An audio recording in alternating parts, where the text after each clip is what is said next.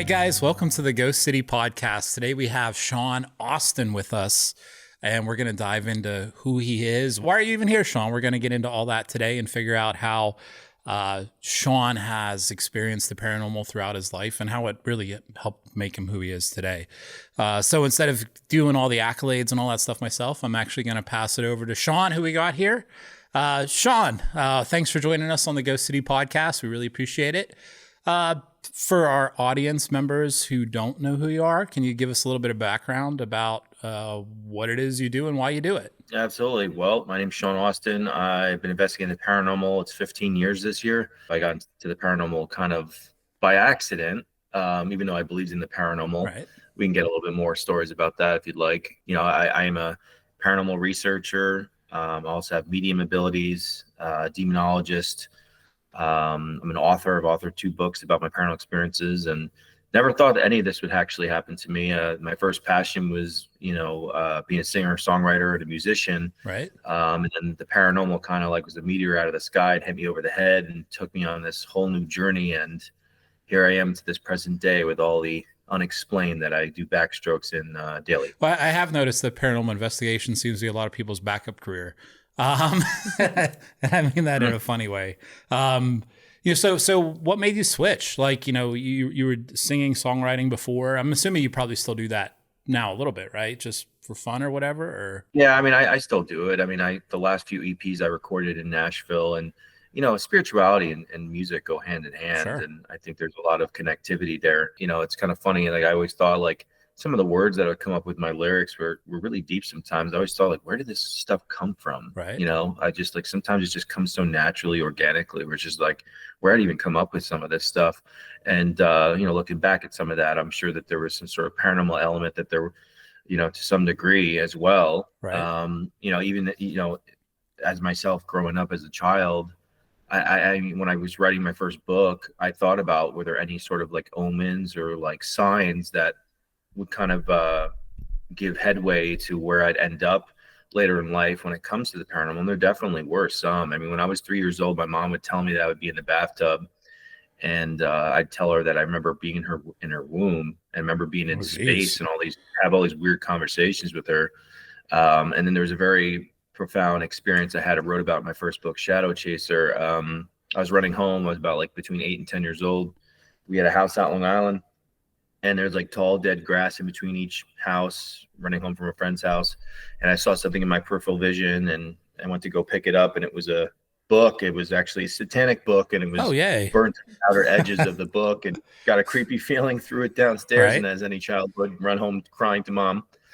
So how'd that go? Mom, I found a satanic book. Yeah, the edges are also burned. Sean, you're grounded. You can't go back there again. Yeah, but that was the first omen, and there was another one that actually happened. And there's a couple of things that happened along. I mean, I'd actually, throughout the years, I would actually have visions of other people's faces, and I thought to myself, can I, my imagination come up with a face that I've never seen before? Is that possible? And that was even before I even thought about the paranormal. I'm like, who was that? Right. You know what I mean? But yeah, there were little telltale signs that I had, spiritual abilities. Mm-hmm. And even a really creepy story too.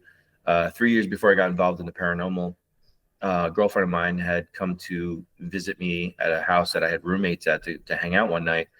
And she decided not to tell me this story until 3 years later, when I actually decided to post stuff on social media about the paranormal. Right.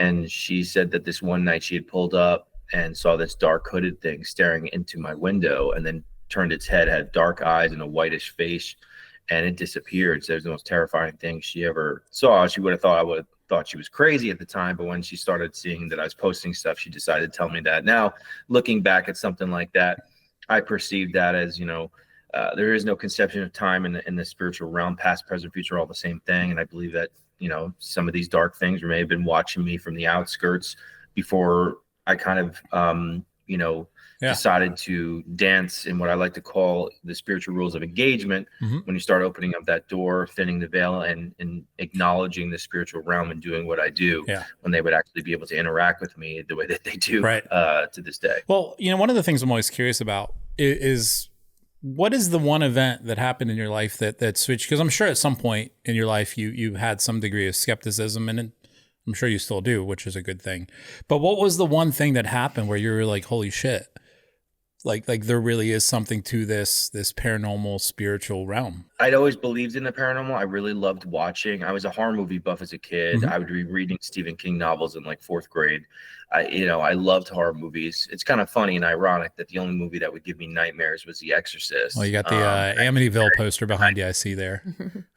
Yeah, well, this is actually a documentary about my personal experiences having to do with that case. Oh, is that that's a whole rabbit hole. Is that the house where the lady just recently lost her shit, or is that another house? You know which one I'm talking about? No, that was the Conjuring house. Never mind. Conjuring house. Sorry. Yeah, there's a lot of we're not even drama around that. Yeah, I've seen a lot of that. I've been there. I've been there once back in 2020 before she took over. Yeah, I'm not trying to get sued, so I'll just leave that there and let you finish your story. Yeah, I've only went there once before she had her hands in there, so I don't know what's going on with that. Yeah. I mean, come on, drama in the paranormal field? Never. Yeah, no kidding. You got to be fucking kidding me. But yeah, I used to watch all those shows like, Haunting, Sightings, and Unsolved Mysteries and stuff. Mm-hmm. I was so open to that stuff. I really loved to watch people's stories and really believed in the validity of what these people were experiencing. And I enjoyed hearing about the diversified experiences that people that could actually have. It's funny, I never thought of just going out and trying to find it myself until I was working at a restaurant and a friend that was actually a super skeptic. Mm-hmm. I decided to take him out to a local cemetery that had an urban legend of 3 women in white that would chase you out in New York. And, I had a flip phone, and during the process, he's laughing. And it was a defining moment in front of a little girl's grave. Her name was Jenny. And I was like, Jenny, are you still here? And, it's not until the next night, and I had a flip phone with a crappy recorder. Right. And, I listened back to that EVP the next night, and that was really my trigger. And like a little child had actually responded me saying my 2 toys died, which is like such a horror movie-esque, like creepy thing. It just gave me chills. And, there are other EVPs that night too, are just like, whoa. I mean, it's just that defining moment where it's real. And about 2-3 weeks later from there, I saw like a cutout shadow of a little girl at the corner of my bed when it's even light out. And I just, yelped out, and that was pretty much it. And then it was just like, I was obsessed. I'd start going out, and I wanted to attain more experience and take knowledge with that as well. And I started reading books. The first book I read was The Demonologist by Edwin Ray Warren. Right. Shadows of the Dark by John Zaffis, and then like Ralph Sarchi's book, which was Beware of the Night, before it became the movie Deliver Us from Evil, with Eric Bana. And I started to, get on a podcast, and people started coming, inviting me on, and they started telling me like the way I was speaking about things, that I have a calling to deal with dark stuff. And I really didn't know what they meant. Right. Right. I ended up doing my own podcast like yourselves, and I was looking for guests, and then I saw Ralph Sarchi's movie coming out, and I invited him on. I ended up on the phone with him for a couple of hours, and he came on the show. And that's how I ended up on my first TV opportunity with the Demon Files with Ralph. And then, he had mentored me in demonology for quite a few years. And it was just really humbling and really fascinating to hear all the stories, of the pioneering times, because, Ralph had actually worked with Edwin Ray Warren for quite some time. And then he was mentored under Malachi Martin and Bishop McKenna, who were the most respected, probably, exorcists of our time. And just hear about this stuff that was going on when it was, not so mainstream. Yeah. I mean, in the old days, you'd have to look up someone like a parapsychologist in the yellow pages to try to get some help. And so you wouldn't be shunned out of your neighborhood with like torches and pitchforks. So I mean, nowadays people want their house to be haunted, and they see the clout that actually comes with it. So it's like, it takes a little harder to kind of disseminate, people's intentions. What's real and not, whether or not they want stuff in their house or not. Yeah, I totally get that. My ghosts are my best friends. You mentioned a word, that I often hear, and I'm always curious about this too, obsessed. I'm willing to bet that you agree with me. People who get into this niche or community or whatever we want to call it, a lot of people really become obsessed with this idea of looking for ghosts and like we need to figure it out, right? Or something. Like, for you, how did an interest turn into an obsession? It changes the way you perceive everything in your daily life. I mean, true. Once you know that you're surrounded in a world every day of your life, every minute, every breath, it kind of just opens up that doorway. It's like a skeleton key, so to speak, to everything. And then you wonder about everything. Every little noise that you hear is something there. It's kind of wild. I've definitely had a few moments along that journey where I kind of made this joke before where it's like, you know, do you want the blue pill or the red pill from the Matrix? And I'm like, there's no turning back now, because it's just like the gates are open and you got to deal with, you know, what you have decided to do. Which pill did Neo pick, by the way? I can never remember that. Every time somebody says red pill, blue pill, I'm like, which one did he? It's been years since I've He took the red one? Oh.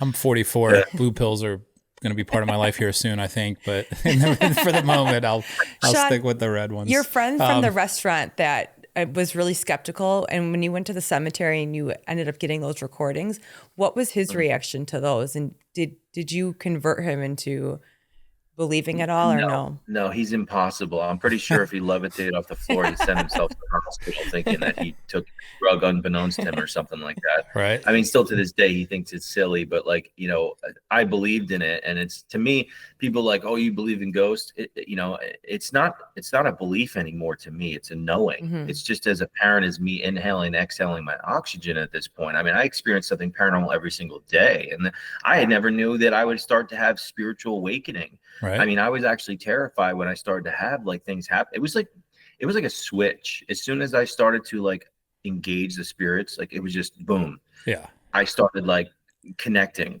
and like it was like I was skipping spiritual pay grade, so to speak, with experiences immediately where I was having more than your average person with just hearing a noise or getting the EVP. Like I was seeing stuff. I was having dreams. Right. I mean, like premonitions. Like I remember like one of the first premonitions I had, I'm like, I saw my friend's, father in the hospital. I'm just like, I told him, like, dude, I just saw your dad in the hospital. Just like, I don't know. I feel like I'm supposed to tell you. He's like, okay, he's laughing. Right. And like, a few days later, his dad collapsed on the floor and he literally called the ambulance because of my dream. He's like, shit, like I got to get him, to the hospital. And just stuff started happening to me. Right. And it's just immediate. It was literally like a flip of the switch. And, I had to catch up to that because and I was really terrified because I started reading books about demonology. Right. And I'm thinking like, why would I be psychic all of a sudden in the middle of my life? But I mean, there were signs, but like when you think psychic, it's like when you're a child, it's like, oh, I had spirits around me my entire life. To me, it was like the night that I started investigating the paranormal was like a lightning strike, and it just opened up everything to me. And it started happening little by little. It was just in a process of a spiritual awakening immediately. And so, I mean, in some of the demonology books, they would say like, oh, demons can make you think that you're psychic and stuff like that. I was paranoid. I'm like, right. And I remember like one thing that came to me while I was sleeping, this dark hooded thing with like a skull-like face, and it was just holding my neck and trying to choke me. It was like the transformation. And like I'd wake up with the chills, and I had no idea what was going on at the time. But looking back at that and having a little bit better perspective on that, is that I really believe that dark spirit knew I was going through a spiritual awakening, and I was a novice, so to speak. I didn't understand what was going on, and it was taking advantage of that bracket of time when I didn't understand, and it was trying to induce fear with me, which obviously, if you know anything about these dark negative things, I mean, negative energy wants negative energy. So they're trying to create that environment within you psychologically, emotionally, spiritually, and so forth, so they can actually create chaos and keep feeding off it. Are we talking about demons or women? One and the same, I guess. Yeah, I think I was like, wait a minute. I know a lot of women that are like you're describing, dark Sean. Energy. Yeah, I was like chaos. I was like, shit. I knew a girl like that like a while ago. Well, no, I'm actually glad that you bring the demonology thing up. And demons and dark entities or dark energies or whatever you want to call it, because thanks to a couple TV shows, that this whole demon thing seems to be all the rage, in the paranormal community. Like it's almost like people want that, and by the way, in my thinking, if you believe in demons and if you believe that they are what, like the religious circle seems to think they are, why would you ever want these things in your life? Right. But it seems like, and I think we all know who I'm talking about. I don't mean it in a negative way, but not everything's a demon, right? But now we're at a stage where in the paranormal community where it seems like a lot of people are really obsessed with this. I got to find a demon. I got to talk to a demon. I got to do all that stuff. So I don't even know what I'm getting at here other than just making an observation. Yeah, I But mean, I'd be but glad to but speak in context yeah, to that so for sure. so what do you think about these let's just call them paranormal celebrities and these TV shows that encourage, maybe not overtly, but to some degree they do encourage people to seek out these type of entities and play around with them, which doesn't sound like a good idea. What are your thoughts on that? Well, number one, and like we were kind of jokingly talking about before about, drama in the paranormal world, the reason you have this type of stuff going on in the paranormal field Mm-hmm. is because the entertainment business is melded with the spiritual paranormal community. So all the characteristics that you deal with in Hollywood, the backstabbing, the competitions, the ulterior motives, everything, that all that stuff that goes on is going on in the paranormal world. Like people trying to be in charge of houses just because they know they have crazy activity and they might be their claim to fame to get on TV. And then you have like the subject of demons. It's just like people are using it like a game buzzer in a game show, Right. because it's going to get them views. It's the most taboo corner of the paranormal world. And if it truly is a demon, it frightens people.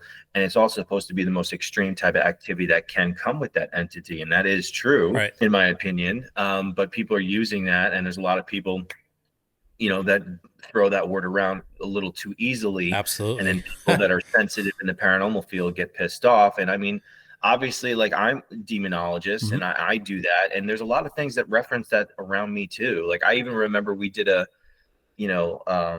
documentary on this castle upstate New York. And right before I went inside, the owner had told me that they had found evidence of a ritual. Mm-hmm. And there were ashes around a circle with this box that said, Odin and delusion stave and all these, occult symbols on it. And I'm like, all right, so I don't know what we're about to experience in there. And like when I went in there, this thing is so nasty. It's so bad. I did an exorcism ritual on the castle. Right. I mean, the evidence that I have to back up that stuff, and that thing still sits with me to this day. Right. He's pissed off. It's pissed off of me. That goes into a deep story too, and it actually connects to the Delphi case with the two girls in Indiana. If you know anything about that, which I ended up going there where the girls were found. I do not, but maybe Stephanie. I don't know what that is, but I feel like I've seen it on like some podcast or something. yeah, the two girls that disappeared yeah. on train tracks in Indiana. Yeah. And there was like talks of this Odin, they were sacrificed to Odin. There's the whole thing, and it somehow connected these two cases to me, and they brought me to Indiana, and we did a 2-part documentary about it. But there was actually a team that went to this castle like 2-3 years prior to us. Mm-hmm. And when we put it out there that this was a demonically, haunted castle, like immediately, first of all, there's like some people that are sensitive to like, oh, come on, I've been to that castle. There's no demon there. And just like, well, when were you there? Right. Oh, I've been there a couple years ago. We only got some EVPs. I'm like, yeah, well, only in the last like 6 to 8 months, they found the ritual evidence in the house. Right. And I'm like, you haven't been there since that was actually there. And like when someone broke into the house and did that and used that intention, Mm-hmm. they opened up the doorway to something nasty. So I'm not sitting there trying to make something out of something that it's not, but people are so sensitive Mm-hmm. because of everything's a demon. Yeah. It's just like, but when it actually is legitimate demon, people still have that sense of, oh, it's nothing. This stuff is real. I've seen it up close and personal, and it's no joke. I mean, so what do you say to these people who see, Zach or whoever on TV and, everything's a demon, this is a demon or whatever.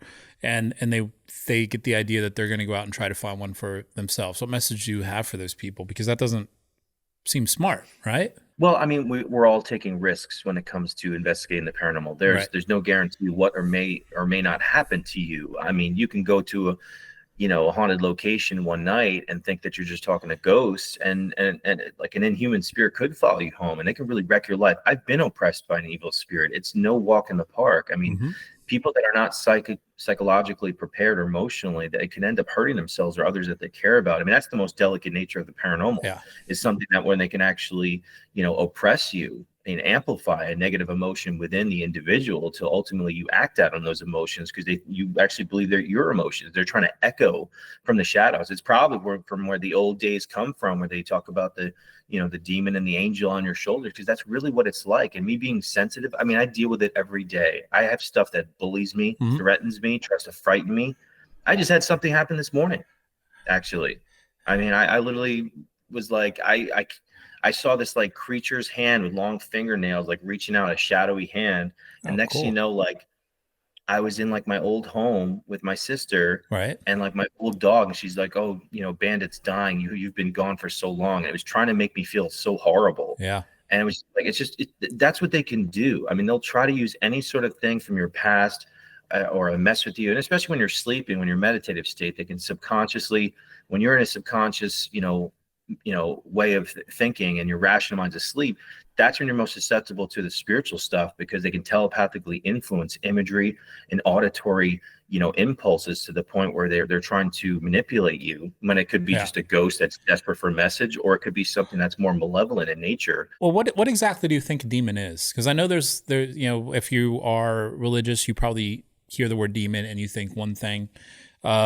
Myself, I'm not religious, at all. I don't know if that's a good thing or a bad thing. It's just reality. So when people explain demons in the biblical religious context, that means nothing to me, because I guess maybe I'm playing devil's advocate. It's like a tortured Get it? spirit. Devil's advocate. So for the people that aren't religious, why should we believe in demons? First of all, I don't judge anyone who has a different belief system than I obviously approach it from a Catholic standpoint. Sure. But I was brought up Catholic, but at the same time, my faith is where it is to this day, because I have witnessed things that are truly evil react negatively of things that are religiously significant.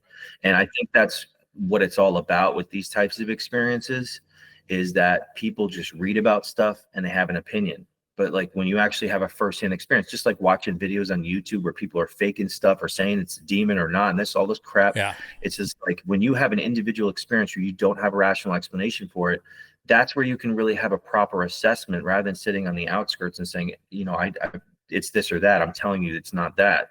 I'll give you an example. I did a case and helped this girl. It was one of the craziest cases I've ever done. This girl, messed around with black magic. She dripped blood on a pentagram, and then she became pregnant, and she started going into trances and carving upside down cross on her pregnant belly. And she'd be calling me and talking like a man. And it was before I was even doused to be able to deal with a case like that, but I didn't want to alienate this girl.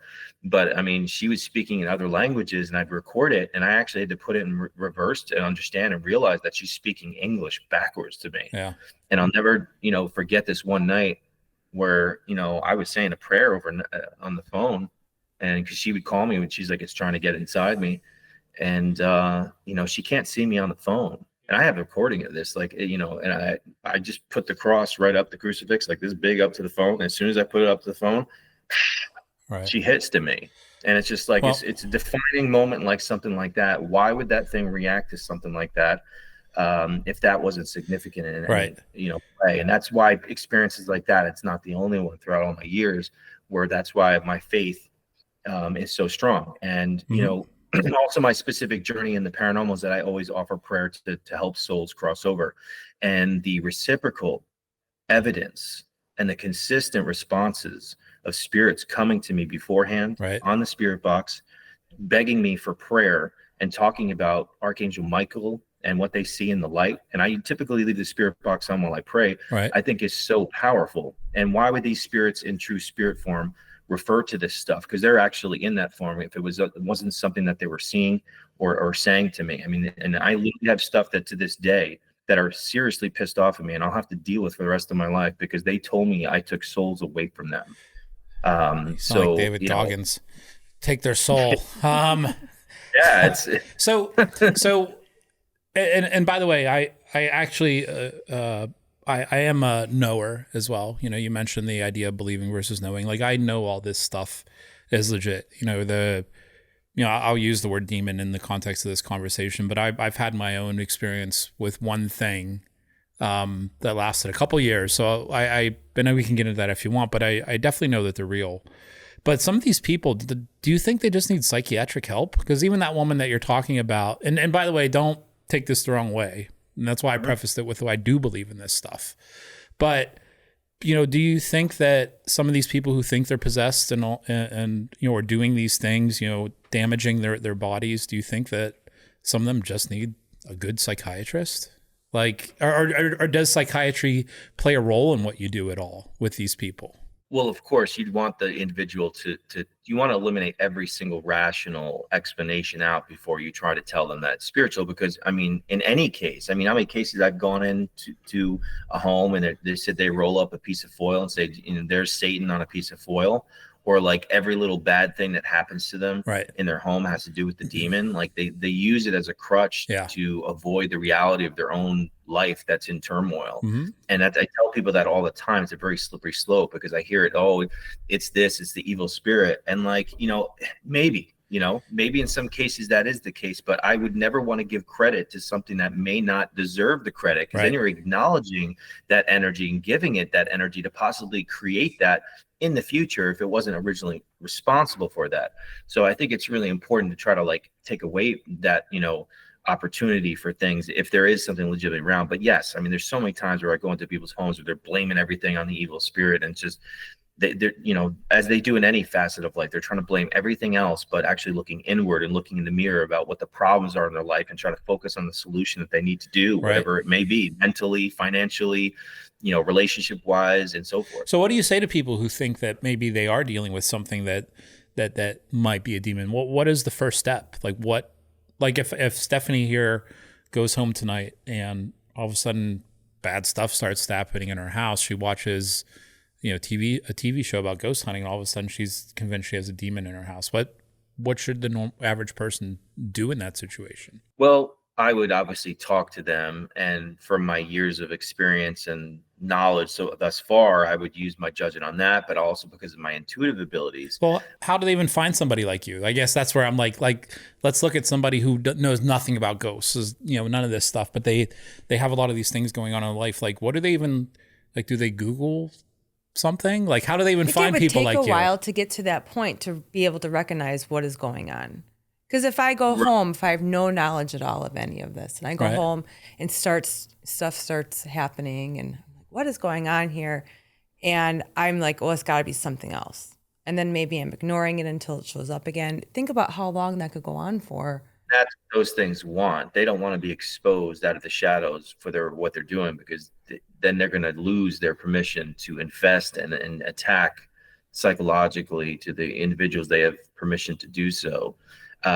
It's kind of interesting. I bring up this case too. I did a case in Virginia, and a family were experiencing some dark stuff in their home.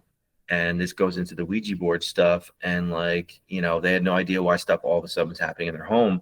And I did an investigation. I had a vision of this lady in white waving her hand saying they took my babies. And then I had the spirit box on, and it came through and said Ouija board. So when I went to them and told them my vision, they kind of like turned white. And they said that back in high school, they played with the Ouija board, and afterwards they went up to this hill where people would make out, and they saw this lady in white waving her hand saying, you know, they took my babies. And there was like a couple of graves over there right next to them. And it seems like that spirit was still following them from that day. And right after they'd opened up that door using the Ouija board. Now, what they were experiencing in their home was like their 10-year-old son was being visited by a hooded thing with red eyes telling him to cut himself. And, you know, this is what I tell people about too. It's just like, you know, I know people that do mess around the Ouija board and nothing's happened to them yet. But like, again, there's no conception of time. So you can open up that invitation and something can happen 10, 20 years later when you have no clue it has anything to do with the paranormal, just like this family did.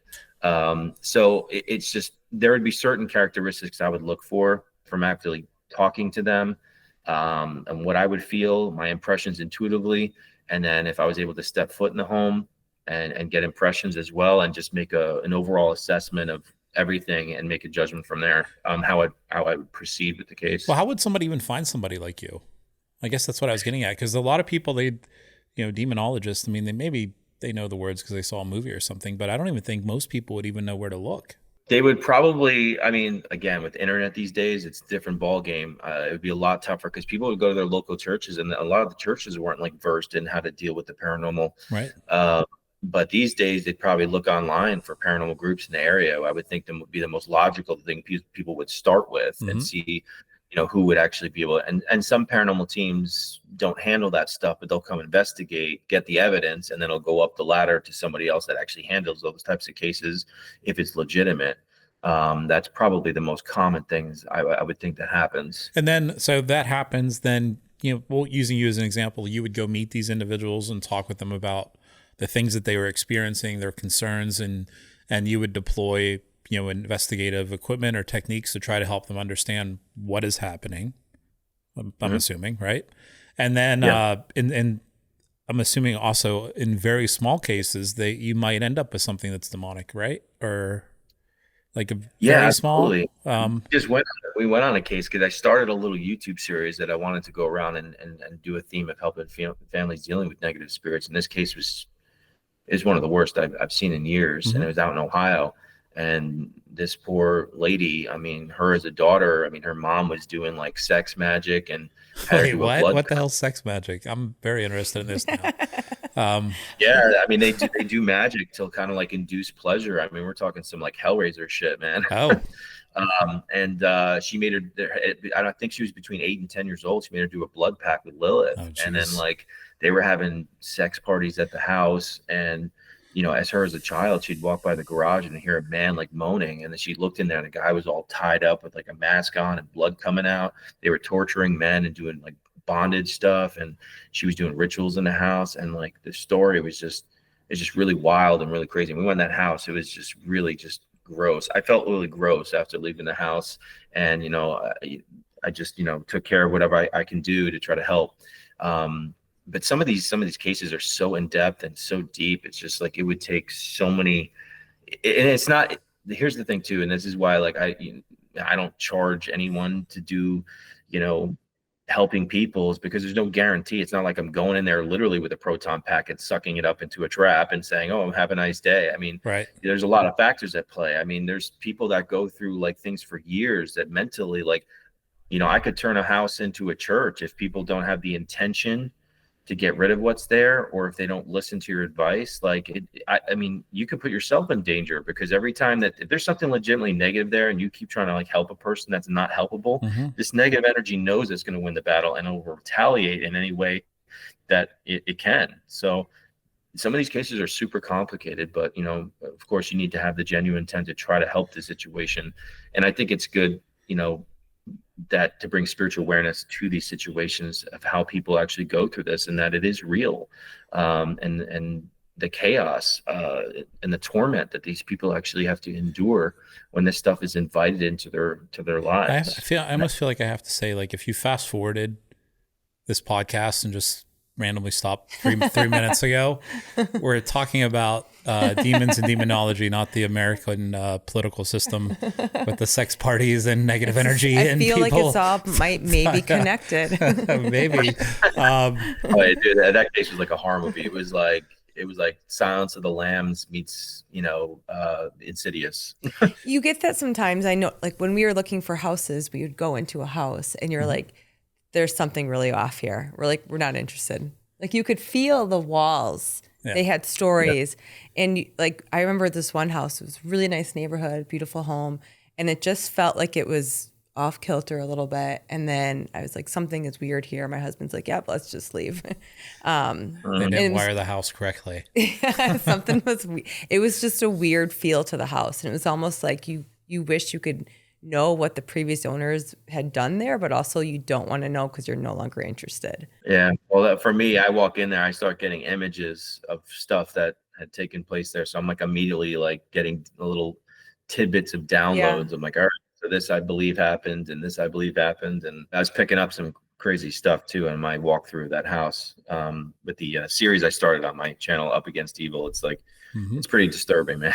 Well, really disturbing. There is also a part of me that wonders like why you'd want to do this. So, I know that you don't know me from Jack, but I've been doing the ghost hunting paranormal investigation thing for probably about as long as you have, 15 years, something like that. And in my course of doing that, I've only ever, we've done hundreds of investigations. I mean, Ghost City as a company, we used to rent out all these haunted locations, kind of like what, what's his face, Chad at Ghost Hunt Weekends does. We used to do those all over the country. And there was one place in Tennessee, it's called Old South Pittsburgh Hospital. I don't know if you're familiar with it. Yeah, it's literally the most haunted place I've ever been. Ghost City actually managed that. I don't know if you knew that for a while, but we managed Old South Pittsburgh Hospital for about 2 years, and the owner got in IRS trouble. And that's when I was like, I don't want my books involved in his books. I'm not managing the hospital anymore. But we would go there. I mean, we'd literally spend, a week or two there. Me, a buddy of mine, Chris Allen, who owns a company called Haunted Savannah Tours.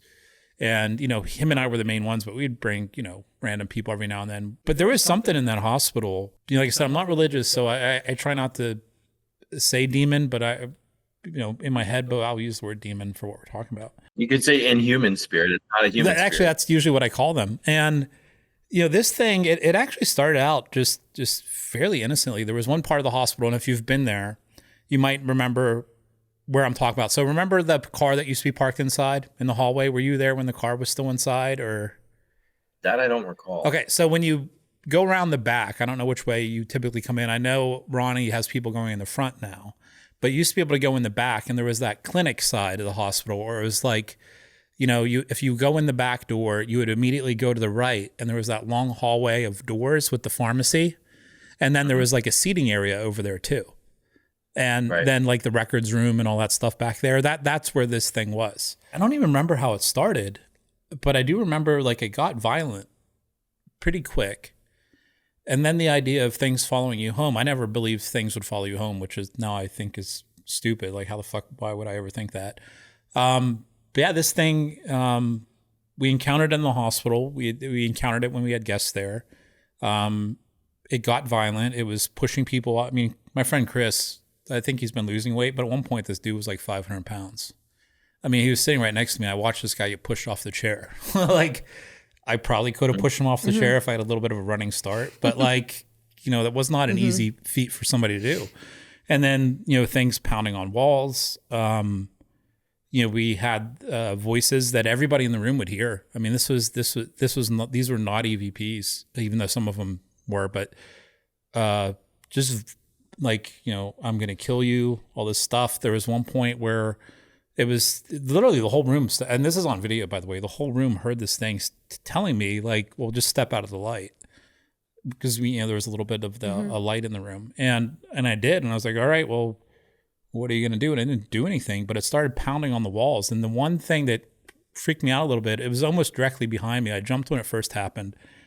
I don't know what it was, but the best way I can describe it so you can understand what the sound was like, it sounded like somebody had a hand with like claws on it, and they slapped the wall and then just dragged their hand down the wall.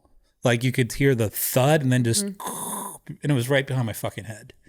And that's typical for demonic spirits, the scratching on the wall. Yeah, it was that. I mean, we ended up, the people that, ended up getting scratched, which is another phenomena I really don't understand. The 3 scratch thing. We had people that, honestly, that was, and I know it's going to make me sound a little fucked up, but that was kind of fun. Where it became not fun is when these things started happening in my house. Like you mentioned, the idea of, waking up in the middle of the night and seeing figures, at the end of your bed or whatever. I've had that. The face, you describe seeing faces and stuff. I would always see this one face and I can't really describe it. But it was just this menacing man's face that kind of looked like an old cowboy or something. I know that sounds kind of silly. Like we're talking about demons, kind of look like an old cowboy, but this, and there would be fire like around the face too, like in the background. Like I would see this like in dreams. I would just have these horrific dreams. I have 2 kids, of just horrible things happening to my kids. I'd wake up panicked thinking that, it was so real. It was so real. People would come to my house and then they would leave, because which is what you want people to do. Well, now I do, but back then I was single. So I was like, you can stay. And she'd be like, no, I'm not. But yeah, that was not fun. That's what they do. If it happened again, it happened again, but I'm not actively seeking that out. So I guess, for you or people like you, why are you a glutton for punishment? Like, why are you actively seeking these things out that we all know can cause bad things in your life and the life of people you care about? And that's where it gets iffy for me, because there were a couple times where, like, if I had my kids with me for a period of time, like I would start to observe things with them. And that's where I felt like, okay, this is not okay anymore. Like, if it's not that I'm some tough guy full of bravado, but in my mind, I'm like, okay, well, if something happens, like I brought this on myself, let it happen to me, but like not my kids. You're grown up, So why are you determined to find the next case and to find the next case and keep doing this? It's just like the people had told me from the, the origin of my story is like, you have a calling. And I think that's something that even Ed Warren would mention, is that a demonologist. I mean, I didn't know what I deserved to even call myself that. Right. I mean, Ralph with his, with his tenor, his resume. I mean, he's basically one day he's just like, Sean, you're a demonologist. I'm like, I don't even know what to do. I felt uncomfortable taking that, but I approached the cases the way that he taught me. He's like, you're a demonologist. So I had to take that title with me, because I'm like, I don't, if I deserve that. And, but it's what I'm called to do. And it's just like my 2 books that I wrote was interesting too. A friend of mine, right before I started writing my book, showed my picture to a psychic that she trusts, that never saw me before, knew who I was. And she's like, what's your psychic impression of him? And she called me a shadow chaser. He's meant to take shadows and send them back to where they belong. And that's why I call my 2 books that, Shadow Chaser and Shadow Chaser in Between, because it wasn't just a cool sounding thing. Is that because some random psychic gave me that name, and it's been a reoccurring theme ever since I've been involved in the paranormal and praying for spirits and helping people and souls. Right. So it's just what I've been called to do, and I feel that draw to it, just like someone would, want to purchase a home and feel that subconscious draw to wanting a home when there might be some sort of paranormal element, whether it's from their past life or some spirits that are trying to draw this connectivity to the individuals, that they know that they can create some environment to be acknowledged as much as they need. Now, has there ever been a situation for you where your passion for this has impacted the people you care about? No, I mean, not good. really. Gone after me. It definitely will go after other people too. I mean, I think that people have kind of like a joke thing. They'll sit there and blame it's, Sean's friends, right, starting pot and making issues or something like that. I mean, I think people kind of make that joke, but if they have the opportunity, they will. I mean, that's what they do. They'll try to cause divide and people fighting over nothing. I mean, they'll do it on investigations. I mean, you just never know. That's why you can always be on guard. But I haven't had anything detrimental like that. But there's been attempts to oppress me quite a few times. I mean, these things know your bad days blacked out on a calendar. They know when you're going to have a bad day, and they're going to be right there kind of cheering it on to try to influence you to make more of a negative situation even worse, so to speak. So being sensitive and being open, it just makes me more vulnerable too, because I mean, again, it's just, I investigate and engage ghosts all the time. And it's just, you got to be super careful. You got to keep your vibration high. So you got to do things to make sure, even if I had like a few drinks one night where I maybe drank a little too much, I'm like, all right, something's going to happen to me in like a couple of days because I lowered my vibration. And then it makes you susceptible to those types of energies because I indulged maybe a little bit too much one night. So, I mean, what do you think their goal is? Like for example, I'm going to go back to Old South Pittsburgh Hospital again. I was there with 3 guys, my buddy Chris and another buddy of mine, Rick. And this was one of those times we were there like 10 days, 14 days. I don't remember at this point, but we were there like 6-7 days. Everything was fairly normal, shadow figures, EVPs, all the type of stuff you'd expect. But, the negative inhuman stuff really wasn't happening during this trip to the hospital until it was like day 6 or day 7. And what happened is we were actually in the break room playing Magic the Gathering because we're a bunch of nerds and losers. And all of a sudden, Rick just started getting extremely agitated. And we thought that it was because he just sucked at Magic the Gathering and he was losing a lot. But all of a sudden, he just extremely unreasonable. I'm going to fucking kill you guys. All this, Sean, I'm sure you can imagine the stuff that was coming out of this guy's mouth. But they've tried to do it to me. I have felt it. I have felt the same feeling, the emotions and the desires of these twisted things. Well, after that happened, we actually took him outside, and it took a lot to get him outside because he's a big dude.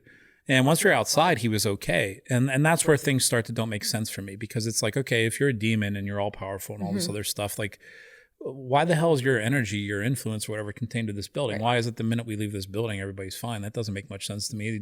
Maybe you're not as all powerful as you think. But then we went back in, and then all of a sudden it started happening to me. But it was this weird thing. I don't like to use the word possession because I think most people that say they're possessed probably just need a psychiatrist, but I do believe possession is the thing. But it was bizarre because it was almost like my brain was divided in two. And this is the most simplistic way of trying to explain what was actually a very complicated thing going on in my head. It was like my brain was two. One was me, one was not. And it was almost like those two parts of my brain were having conversations with each other, where this side was telling me to go to a certain part of the hospital. Just go there. You need to go there now. And this part of my brain was saying, don't fucking go there right now, because this is not a good thing. Rick was just trying to kill everybody, and now you have voices in your head, and it makes you question your own sanity a little bit too. There was a part of me that I remember that night, I'm like, am I going fucking crazy? Like, is there radon in this building, or like carbon monoxide, and we're all losing our shit? But prior to that, what set this whole thing off, we were actually upstairs on the 3rd floor. And when you go up to the 3rd floor, there's a wing that was kind of like the old people wing, but it was a small hospital, so they changed what its purpose was all the time. We went to the end of this hallway. So like Sean, if you've been there, if you remember, you go all the way up to the 3rd floor, you go past the nurse's station, you make a right. And it's the hallway that had that Nelly lady at the end of the hall, the old lady, if you remember that part. So we were spent some time in Nellie's room, and as we were walking back towards the nurse's station, you would feel things run up on you. And we actually got it on camera, but we didn't know that we got it on camera until later. But at one point, I literally heard footsteps run up behind us. Rick and I stopped. He turned around, and we just kind of nervously stood there for a minute, like, what's going on? And all of a sudden, he goes, dude, I'm fucking tasting blood. And I'm like, what do you mean? You bit yourself? He's like, no, dude, like, I'm tasting blood, like blood bad. And we're men in our 30s, so I think I probably said something like, quit being a pussy, or whatever. And this was, probably 10 years ago, so I don't remember exactly, but within seconds he was on the floor, like he couldn't breathe. And I was such a dumbass, I'm like, I got to get this on camera. So instead of actually helping him, I was filming him for a few minutes. Struggle. Not a few minutes, a few seconds. And then I realized, like, oh shit, this is actually pretty serious. As I tried to pick him up and move him, it felt like something was pulling him in the opposite direction. Like, I'm not the strongest guy ever, but I'm not, some soy boy. I can move somebody. It was literally like, as I'm trying to pull him up and pull him down the hallway a little bit, something was pulling him in the opposite direction. He eventually stood up. We went downstairs. We woke up Chris. Chris thought we were actually playing a joke on him, and we wanted to frighten him. But that's how we ended up playing Magic the Gathering, because none of us could sleep. We were like, this was fucking crazy. And then all of a sudden, Rick wants to kill everybody. And I have that stuff going on where it's like this 50-50 mix of like, this is Tim, but this is something really bad. So that's part of my story, Sean. But I guess what I'm getting at, why would it do that? Like, what is the point of this? Like, if I'm a demon, what am I trying to do? And I think I know what you're going to say, but I'm curious to hear what your take on it is. Well, obviously, again, I do, I'm speaking from a Catholic, approach, and what I do believe demons is that they're fallen angels, and they fought God over the creation of man. They did not want to worship a creature that has no higher knowledge. Our souls landed into these physical bodies, these vessels, so to speak. Our souls came here to learn. And they didn't want to do that, and they want us to fail in every instance that we possibly can. They want us to make us suffer and show God in the end that man can't handle life, to make an example of why they fought God and say that God was wrong for creating us. But that's the whole special element of what it is as shitty as human life can be, and being on this twisted planet is having, the magical ability of free will, and to be able to make those choices, the right or wrong choices, and take something that's really dark in someone's life and cope with it and turn it into something light and be an example of that light, and with every other person that you encounter for the rest of your life. And that light is a representation of what God is: unconditional love and forgiveness, infinitely. So what these things are trying to do is just cause chaos. They want you to fail. They want every single human being to suffer and fail as an example, to show God that, humans should have never been created. See, I'm telling you, there's so many correlations between demons and women, and I know I'm going to take a lot of shit for this. We want you to fail. You know how many times a woman's probably told me that in my life? That she wants you to fail? Probably. I'm being slightly dramatic here. It's a podcast. I got to be entertaining or something. That's an inspirational thing I've heard all day. So at the end of the day, is there any hope Sean, is there any hope for you? Or is there any hope for any of these people who are being afflicted by these things? Like, I know that, based on my own experience and talking to other people, and you've even mentioned it yourself, this idea of, and I'm paraphrasing here, but they're not in a hurry. They're not like, okay, I need to destroy this person tomorrow.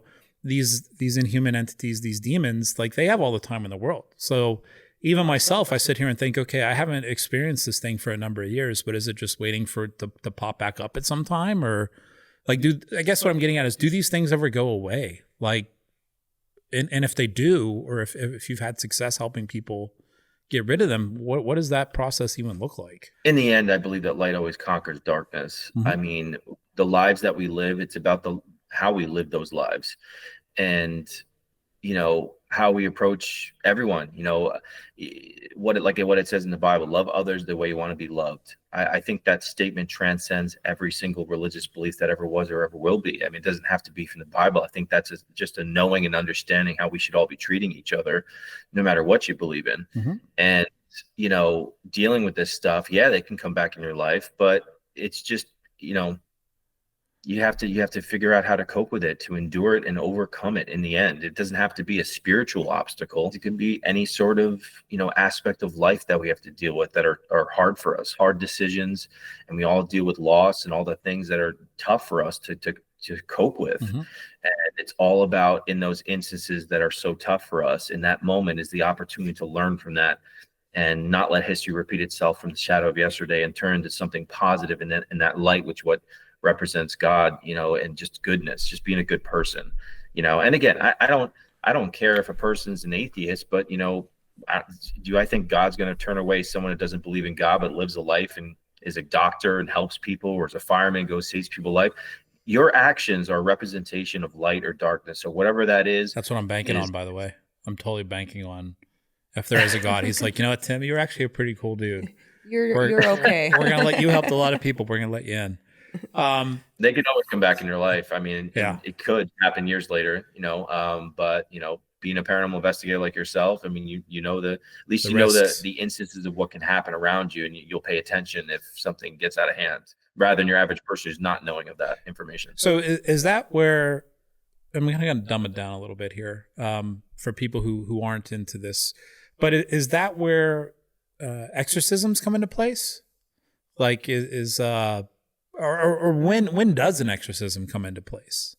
How does that whole thing work? Because I know a lot of people are very confused about what an exorcism actually is. Like, or even just there's an approval process, right? Like within the church or something. Like, how does that whole thing play out? I have only dealt with one legitimate possession, and it was that girl, right? Who was pregnant, dealing with that nightmare. So I've never witnessed a solemn exorcism. Okay. A solemn exorcism has to go through that process, when it comes to being on an individual. So the way that I was mentored and taught is that I can perform an exorcism ritual on a location. So where there's a legitimate infestation, in my opinion, that it's an inhuman or demonic spirit, I would perform the exorcism ritual, which, requires, blessed frankincense and myrrh, blessed salt, holy water, blessed metals, and going throughout the entire house, and blessed metals in four corners of the property and so forth. But those are rare. Mm-hmm. And then what I experienced with that one girl, I know that girl was definitely possessed. I have so much evidence to back it up, and little experiences I had only being on the phone with this girl. I was physically attacked while I was on the phone with her.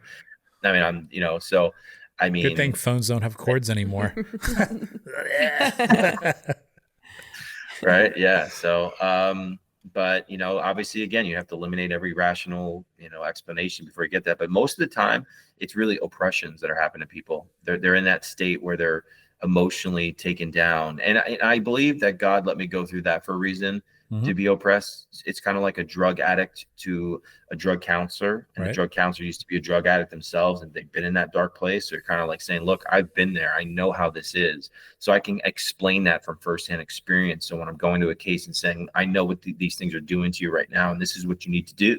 You got to be objective about your emotions. If they don't make sense, if you shouldn't be this angry, sad, or depressed, then you need to take a step back and try to reassess the situation, that there may be some sort of third person perspective trying to influence you from the shadows, and try to teach people and show them, and then have someone that, I can relate to them in the process to ultimately, hopefully get through to these people so they can overcome it. Yeah, I think that also including psychiatry or a psychologist or something in there is a good first step, because like you mentioned before, some of these people that just, they're looking for a reason to blame something else other than themselves for, Yeah. sadness or depression or, all this other stuff. So I do think there's a fine line there that, people seek the help that you need, but understand that, like we've already discussed, not everything's a demon. No, no, even if you say the word demon, I think anytime people just like, ugh, at this point, unfortunately, because there's a lot of young kids throwing that word around like it's nothing because they're trying to get a better SEO, whatever that's called on YouTube, Right. stuff like that. I wouldn't throw that name around lightly unless I knew that something's, really bad like that. So. What role do you think that all these TV shows have played in what you do? Like, I know that, there's all these different shows. We already know who they are for the most part.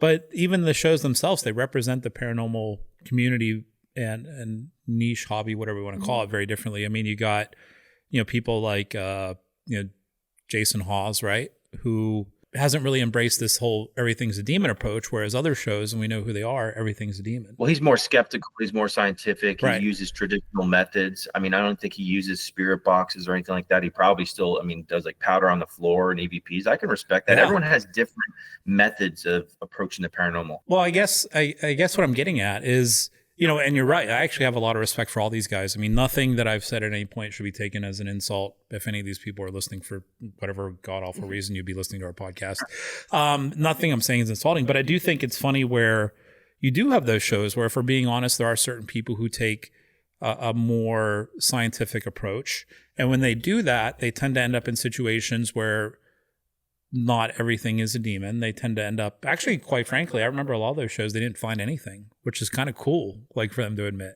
because all these other shows, like you would think that you're in a fucking demon factory or a ghost factory or something. It's like the entertainment business again, like, and I've been on TV series, throughout the years, and like, these people have a lot of money in the line. And so, they're trying to make a cohesive story and they don't want it to be boring. And then like, you're kind of just sitting there, you don't even know how the thing's going to be cut up in the end until you see it aired on TV. So it's kind of like the news. They kind of just cut it up into the way they want it. It's like the movie, was it Nightcrawler? Oh, I don't know. Jake Gyllenhaal, a great movie. Yeah, I mean, I know exactly how that is. There's a lot of money on the line. I mean, they're going to, perceive it and portray it however they want to see fit. Well, for somebody like you who's approaching this field in a more altruistic manner, I'm doing this because I want to help people. Do you think that these shows do more harm to the paranormal community than they do good? I mean, of course it can do harm because people kind of make their judgment on something that might be eccentric. But to be honest with you, I feel like there's more damage on YouTube than there was on TV because it's like over the top on YouTube section. So I feel like there's way more damage, and also damaging to the community, to us. And that's why people are so sensitive to words like demons, because it's thrown around so easily, and people are faking stuff. Yeah. You have a lot of people that used to just be, urbex people, and all of a sudden, like, they start investigating the paranormal because they find out it's a niche, and then they don't care. They're swinging things from the ceiling and slamming doors and pulling strings on stuff and they're getting millions of views. And then people in the paranormal field, people get bitter and pissed off because it's not fair, because we care about, what we do. And that's where the sensitivity and the jealousy and the bitterness, it all just starts to amplify and throws gasoline on that fire, so to speak, of what everyone gets pissed off. So I feel like there's a lot more damage on social media, especially with TikTok videos. I mean, I remember like going on TikTok and people are tagging me in people's videos like, oh, you should help this person. I go on there and like, I'll message them like, yeah, like, I'll have you come out. And all of a sudden they start posting more videos and they're getting millions of views. They're getting paid big bucks. These people want their house to be haunted at this point because they're making money. And I can't help a person like that. Yeah. And I think that shit's only going to get worse with AI. I mean, I've seen we all have seen some crazy stuff from AI as far as visuals or audio. Recently I watched a video the other day where it was AI, but they took pictures of extinct animals and they made them like alive. Did you see that? I was like, that's really cool. Yeah. And that's why I wanted to also, I created my own software and app. I don't know if you guys know. Tell us about it. Spirit communication. That's never, from what I understand, has never been done before, from an idea I came up with like 10 years ago, which we can talk about too, if you want. Sure. So when I first got involved in the paranormal, I was really fascinated by EVPs. And I wanted to know how they happened and all that stuff. So when I did research about EVPs, is that there would be audio forensic analysis that would look at a piece of audio, and they'd look at a voice on a piece of audio, and they know that's a voice. But when I look at the frequency behind that voice, it's scientifically impossible to be a human voice. Only a kick drum of a drum set could hit off on that frequency. Yep. So I thought about a software that would actually be able to analyze and try to disseminate, kind of like a text to speech ability. Mm-hmm. And while I'm speaking, it's only looking for the bracket of frequencies that cannot be a speaking, but at least a loud enough EVP in that bracket of frequencies, and try to spit out that word. So it's actually a scientific approach. So Right. I did create this app. It's out on the iOS right now. It's called SPI, Spirit Phone Innovations. Okay. And we're getting like full sentences with it, and it can say different languages, and it's cursing at me. And we're going to still constantly innovate this and try to, conceptually, improving it. But the AI text to speech technology came out basically right as I started, developing with the team, the application, and we're just actually pushing it out right now. And it's been pretty wild, but I like the fact that we're doing something new. Mm-hmm. And the fact is, with technology, AI text to speech is brand new. And as that molds and innovates further, we can take that original conceptual idea I came up with and advance that and implement it to all the people that are actually using the software as well. Because there's a lot of limitations with things like Ovilus. It has the same 2,000 words for the last 15 years. Yeah. I think there should be no limitation to what a spirit can say, because then you're limiting your research and your experience and the ability for the spirits to communicate. So I'm going to go out on a limb here. I'm going to say most of that Ovilus device you just mentioned, I think they're garbage. I do. I'm sorry. Like, I'm not saying all ghost hunting gadgets are garbage, but some of those, like, so what it is, it's like you have a box, and just explaining it for Stephanie or anybody who's listening who might not know. And the idea behind it, and please correct me if I'm wrong, Sean, is that a ghost, a spirit, whatever, is able to influence that device using its energy, and based on something, it spits out a word. And what has always confused me is like, and by the way, I would love it if these things are real, like these devices. Don't get me wrong. It's just, how does a ghost know, okay, I need to like do like this, and it'll say door, or I need to, you know what I mean, Sean? Like, how does that even make sense? I get what you're saying. Like, it's like, it's almost like the 3 scratch things with the demons. I'm sitting here, I've always wondered about that. Like, do they die and like go to ghost school, and they're like, all right, well, if you scratch people, just do it with 3 fingernails. Today's skill of the day. Or if the guy has this box, you got to like vibrate a certain way and it'll say this word, and then you got to memorize 2,000 of them. Like, how does a ghost know that? And that's where I love EVPs. Those are by far my favorite piece of evidence to go after. So I'm glad you brought those up, and that you're working with AI to help clean those up and get better results. Because EVPs, they're words. It's not a device picking a word for you. It's something is expressing this word.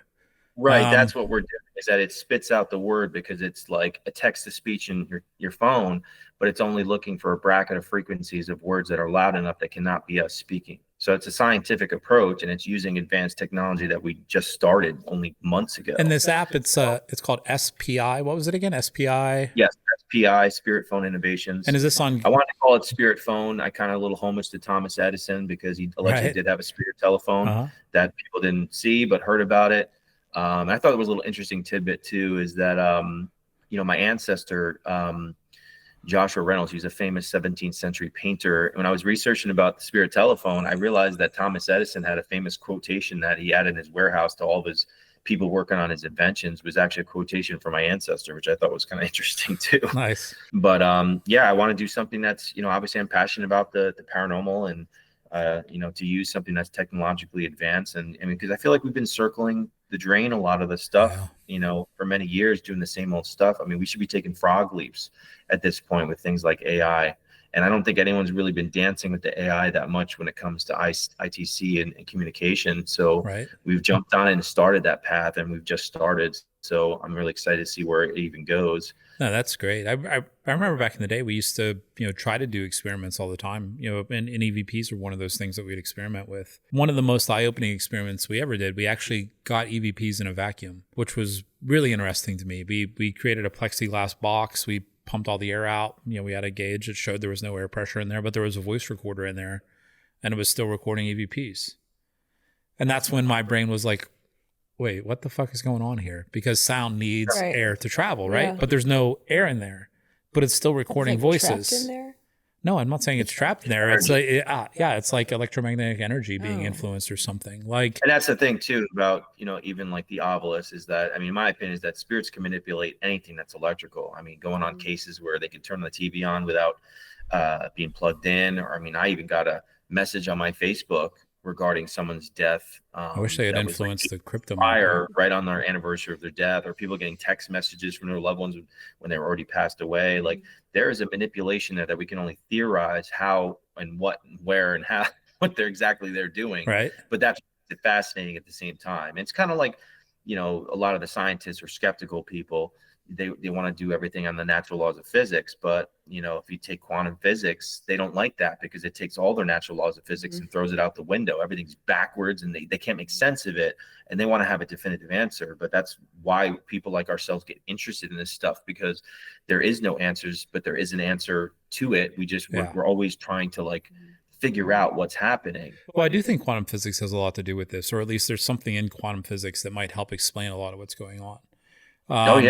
That's why the scientists hate it, because it throws their head out the window. They're just like, I don't get it. Well, there is one book, if anybody out there listening ever is interested in quantum physics, but they don't want to do a deep dive, there's a book I always recommend to people. It's called The Dancing Wu Li Masters. It's a great introduction to quantum physics. You'll learn about like ion transfer pathways and all this other stuff. It's a really good book. And I do think anybody who's into ghost hunting should at least have some knowledge of quantum physics, because it might help explain things that you might not otherwise put those pieces together. Like, even you were talking about time, earlier, and how like, there's an explanation for this. It's so fascinating. I mean, think about it. There's no conception of time. And obviously in this world, time is a thing. That's why our bodies age, unfortunately, but the energy within us never do. So it's like some people believe like, wow, like our higher self or our soul's already back home.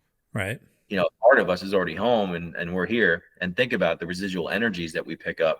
That may not just be an imprint. It may actually be that time period, but we're just hearing an echo of the past, and we're that close to the same place where it's like actually almost interact, kind of like the movie The Others with Nicole Kidman. Yeah. Well, I mean, what's really interesting about this stuff, especially when you start talking about physics and stuff like that, I always bring up atoms when we have these kind of conversations. Atoms make up everything, right? And we know that atoms are always in motion. They're point A. We know there's at least a point A and a point B. The problem is when they're at point A, we know where they are. They make up everything around us. But when they, almost an immeasurably small amount of time, they do disappear, which means that they would be represented somewhere else. So that means that there could literally be an entire world, an entire dimension, whatever you want to call it, literally an atom's width away from where we are right now, and we would have no clue. And that's where, when it comes to the ghost things, that's where my mind starts going, okay, is that kind of what's going on here? It's like, when you pass away, maybe some of the energy goes to point B and a certain part of that stays there, but that could bounce back and forth. I don't know. Like an alternate universe. Or a dimension. Because we know dimensions are real. Right. Like, it's not like, Yeah, scientists have said, there's like 12 different dimensions already. They agree on that. And unfortunately, it's not like, Shredder and Krang are going to pop out of, the other dimension in the Technodrome, but they're real. And the other interesting thing is that time is not constant in all these other dimensions. They've already established that. And they've already established that energy can move between these dimensions. That's how we end up with gravity. Mm-hmm. Gravity actually is an energy that originates in another dimension and leaks into our dimension. That's why it's a relatively weak force. Like, whoa, look, I just I did the gravity thing.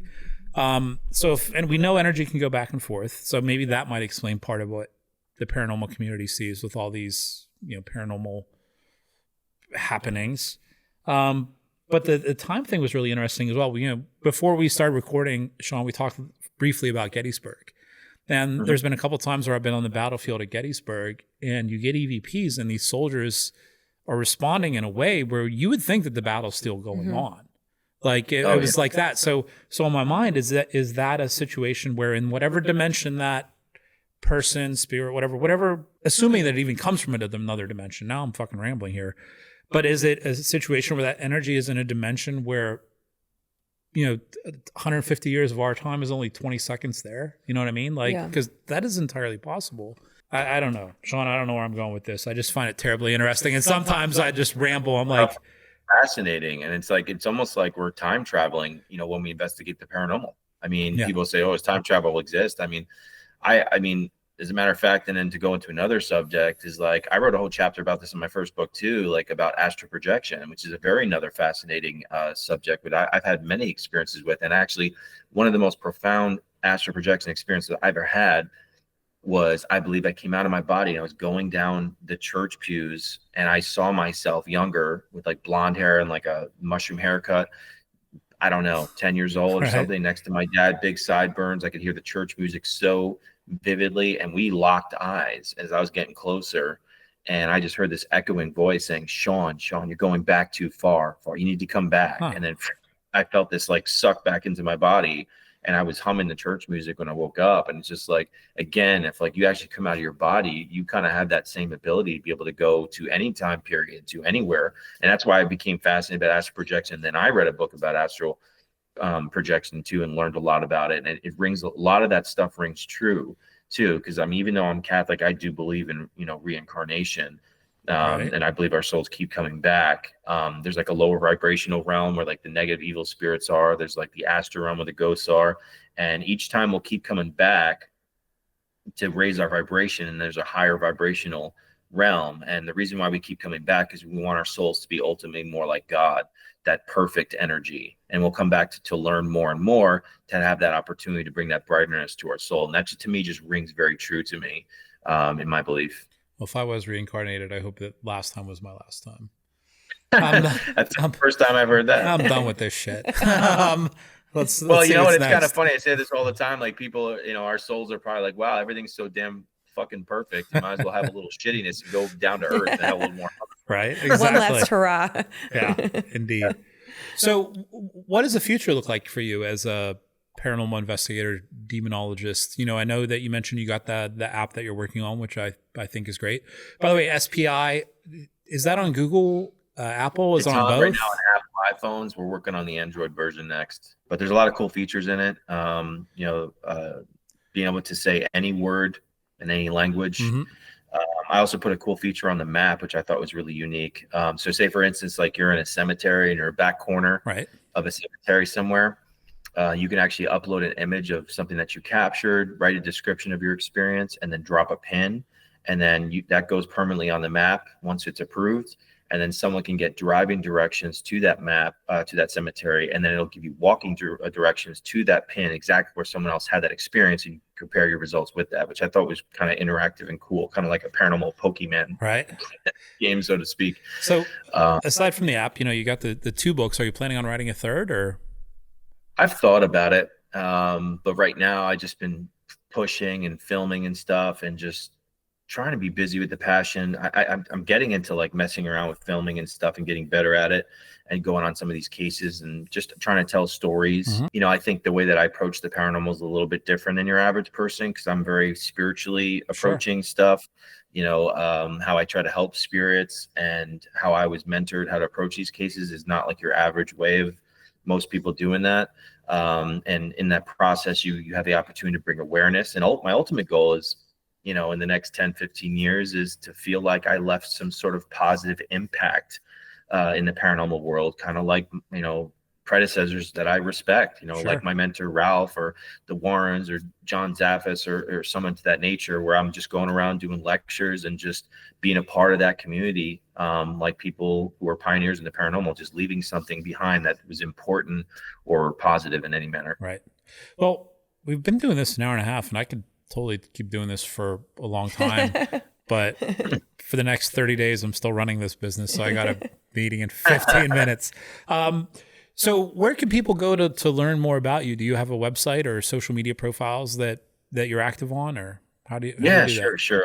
My website, I mail out signed books anywhere in the U.S. from my website, Sean D. Austin, SEAN, D as in David, AUSTIN.com. Most of my social media handles are Sean D. Austin. Mm-hmm. You can look me up on YouTube. I do live investigations. I'm posting a lot of edited content with cases I'm going on, investigations, Sean Austin Paranormal. Sure. So I'm constantly moving around and traveling around and going to places and just being busy with that passion. So how can people find your books on Amazon, or is it just your website? They're on Amazon, okay, or you can get them off my website, and I mail up them signed. Excellent.